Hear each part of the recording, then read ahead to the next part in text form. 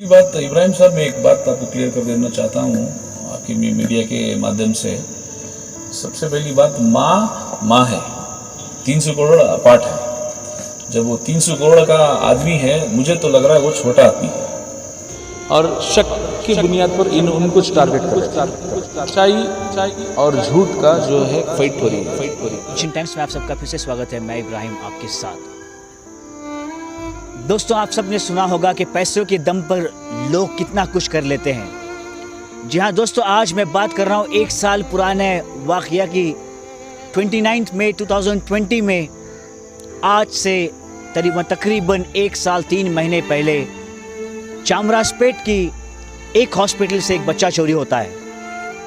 1 साल बाद मई 29, 2021 को जो है वो बच्चा ट्रेस हो जाता है और ट्रेस होने पर पता चलता है कि वहाँ की एक डॉक्टर रश्मि शशि कुमार ने बच्चे को जो है चुराकर 14,50,000 को जो है बच्चा बेच दिया था।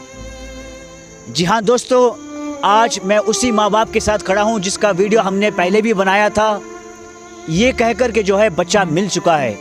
लेकिन 3 महीने हो गए, बच्चा मिलकर भी जो है माँ बाप के हाथ में नहीं आया है। क्योंकि जो बच्चे को लिया था राहुल देसाई, जो 300 CR का वारिस है, उसने इस तरह से अपने ओहदे को, अपने पैसों को इस्तेमाल किया है कि 3 महीने होने के बाद, कोर्ट का ऑर्डर आने के बाद भी जो है एक माँ को अपना बच्चों से दूर रखा है। जी हाँ दोस्तों, आज 3 महीने हो गए इनका बच्चा मिलकर। कोर्ट से ये ऑर्डर आकर के जो है इनका बच्चा जो है ये इन्हीं का है। DNA टेस्ट की रिपोर्ट के मुताबिक भी जो है ये साबित हो चुका था कि ये बच्चा जो है इनका है। लेकिन आज भी इनको जो है ये बच्चा नहीं मिला है। क्या वजह थी इसके पीछे कि बच्चा नहीं दिया गया? क्या वजह थी इसके पीछे कि लोग इनको घुमाते गए, पुलिस स्टेशन से कोर्ट, कोर्ट से पुलिस स्टेशन, ये ऑफिस से वो ऑफिस, वो ऑफिस से ये ऑफिस, यहाँ से वहाँ भटकते रहे, लेकिन इनका बच्चा इनको नहीं मिला। तो आइए बात करते हैं और इनसे जानते हैं कि क्या हुआ था जब कोर्ट से आपको जब लेटर आया था कि बच्चा जो है आपका है और DNA टेस्ट में पता चल गया था कि ये बच्चा आपका ही है, फिर भी जो है आज 3 महीने हो गए लेकिन आपको बच्चा नहीं दिया गया। जी, वो जो राहुल देसाई है वो कह रहा है कि बच्चा मेरा है और मैं बच्चे को नहीं दूंगा बोल के वो केस करके है वो हाई कोर्ट में फिर से जाके। इसी वजह से वो बच्चा हमें नहीं मिल रहा। और हमारा घर का जो लॉकडाउन की वजह से, ये बच्चे की वजह से हमारा घर का एडवांस क्लियर होगा। अब वो घर वाले भी हम ना घर खाली कर डालो, तुम्हें घर में रहने को एडवांस नहीं है तुम्हारा घर को बोल रही है। अब इतनी तकलीफ़ में भी फिर इन्हों जो इनके पैसे के दम से इन्हों हम बहुत तकलीफ़ दे डाल रही। इनका ने पैसा है करते हमें, हमारे जो भाइयों का साथ है, हमें वो सपोर्ट से हमें उससे लड़ती हमें नहीं करी। फिर भी हम ना घर का एडवांस नहीं है, हमें घर से बेघर होगी, हमें घर खाली करो को बोल को। मेरे छोटे बच्चे हैं, अभी 2 छोटे बच्चे हैं, वो बच्चों को लेको कहाँ जाना क्या करना समझ में नहीं जा रहा है बच्चे। और हमें घर का सामान हमें रोड पर रख डाले तो हमें किसके घर में जाकर रही, क्या सारी रात रोड पर बैठे रही बच्चे को लेको, हम ना ये भी समझ में नहीं जा रहा। ऐसी सिचुएशन में बच्चे को देने की बजाय ऐसा ही फिर केस कर दूँ मैं बच्चे को लेकर हूँ यहाँ से, नहीं तो मैं सुप्रीम कोर्ट से लेती हूँ घर को बोल रही। हमारे जो आसिफ हैं कांग्रेस के लीडर और जो हमारे सिराजुद्दीन अहमद जो एडवोकेट हैं, जब तक जो उन्होंने हमारा ये केस लड़को हमारे पास से 1 रुपया भी फीस नहीं लेको ही, इन्हों 2 जने भी हम ना हिम्मत दे रही कि तुम्हें हिम्मत हारो नो को, हमें यहाँ से नहीं तो भी सुप्रीम कोर्ट से हुआ तो भी हमें बच्चे को लेने की कोशिश करेंगे घर को। तो 1 साल पहले जब माँ बच्चे को जन्म देती है, 2 घंटे बाद उसका बच्चा चोरी हो जाता है। उस माँ को नींद की गोली देकर सुला दिया जाता है और जब माँ होश में आती है, माँ चिल्लाती रहती है कि मेरा बच्चा कहाँ है, लेकिन उसको बताया जाता है कि उसका बच्चा जो है गुम हो गया है। दोस्तों, इतनी लापरवाह हो चुकी थी उस वक्त हॉस्पिटल के इंचार्ज, हॉस्पिटल के स्टाफ्स। तो फिर इन्होंने जो है एक कांग्रेस लीडर आसिफ को जाकर जो है ये मुलाकात करते हैं। आसिफ जो है पुलिस को कंप्लेन किया था। पुलिस और एडवोकेट सिराजुद्दीन, इन्होंने जो है मिलकर 1 साल बाद बड़ी मुश्किल से ट्रेस किया था। लेकिन आज फिर से एक ऐसा मुकाम आ चुका है कि जो शख्स बच्चे को ख़रीदता है वो इन्हीं पर भारी पड़ता है। जी हाँ दोस्तों, पैसों के दम पर आज जो है ये बात सच्ची निकल गई कि जो लोग जो है कुछ भी कर सकते हैं। हाई कोर्ट में अपील किया है कि ये बच्चा मेरा है। जब डीएनए टेस्ट ये बता रही है कि बच्चा इनका है तो समझ नहीं आ रहा है कि ये फिर से हाई कोर्ट में क्यों अपील किया है। तो आइए बात करते हैं जनाब आसिफ से, जो सोशल वर्कर है, एक कांग्रेस के लीडर हैं, जो खुद एनजीओ चाहते हैं, जिसने स्टार्टिंग से लेकर जो है इस केस में इनका लगातार साथ दिया था। ये कि 1 साल आप लोगों की मेहनत जो है रंग लाई थी, बच्चा मिल गया था।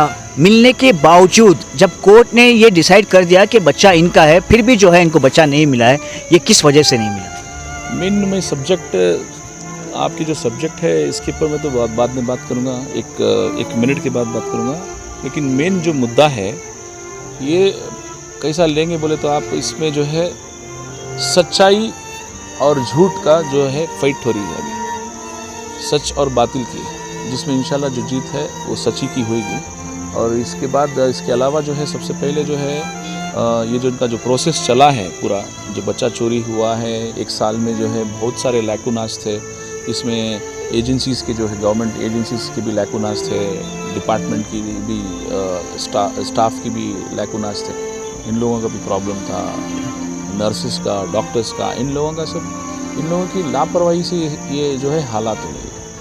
अब पता नहीं ऐसे कितने सारे बच्चे जो है गुम होती साल में और पूरी इंडिया में due to the negligence of the authorities. और रही बात दूसरा, इसके बाद ये लोगों को जो है मुझे आकर अप्रोच करे, और उसके बाद जो है मैं इसके बाद डीसीपी और कमिश्नर को सब मैं अप्रोच किया, लास्ट टाइम भी बात हुई। उसके बाद due to the negligence and the lack of, इनको इंटरेस्ट ही कम था ये केस के पर, और शक की बुनियाद पर उनको टारगेट कर रहे थे, शक की बुनियाद पर ये लॉकडाउन में बच्चा बेच दिए कर दिए करके बोल के। तो मैं देखा कि हाँ ना इधर बहुत वीक है करके बोल के मैं एक जाने माने वकील हैं, जो बेंगलुरु के बहुत बड़े जाने माने वकील हैं, डॉक्टर सिराजुद्दीन, इनकी मदद से जो है ये हम लोग हेबियस कॉर्पस फाइल किए हाई कोर्ट में। तो मामला जो है हेबियस कॉर्पस के ऊपर जो है बहुत सीरियस हो गया मसला, बहुत जो है सेंसिटिव केस बन गया है, और इसके ऊपर है ना हाई प्रेशर था कोर्ट का, और जिसमें मैं शुक्रिया अदा करूंगा मेन सबसे पहले सिराजुद्दीन साहब का और जो है जस्टिस अरविंद कुमार साहब का। इनकी जो deep knowledge and rich experiences in the matter, और जो है ये मैटर को जो है बहुत अच्छे तरीके से वो फिनिश अप किए।